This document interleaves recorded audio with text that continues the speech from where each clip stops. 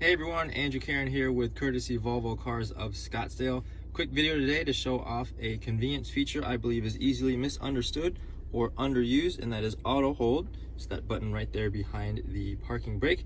And what that will do for you is anytime you come to a full stop, your brakes will temporarily hold.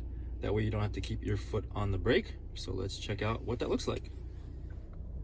So this might be helpful in a drive-through where you make multiple stops, or at a stoplight where you may be stationary for a minute or two.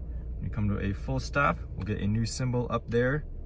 It's just a green version of that A in a circle behind the parking brake. And now I can release my foot from the brake pedal and the vehicle will stay put. To resume driving, just push on the accelerator pedal. The A goes away and you can drive as normal.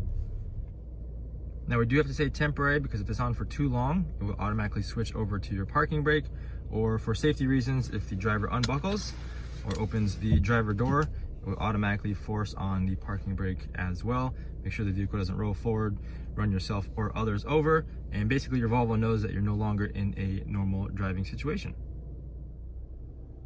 This feature is always on or off. It is active at the moment as indicated by the green light. Very important to remember this when you're coming to a car wash, however. If it's an automated one that pulls you through, you will have to turn this feature off. That way it doesn't hold your brakes. They tell you to put it in neutral and remove any brakes you have on. But it's as easy as pushing the button there and making sure that green light goes away. Hope that better helps you understand auto hold. Links over on the right side of the page for our other videos and to subscribe. And we'll see you in the next one.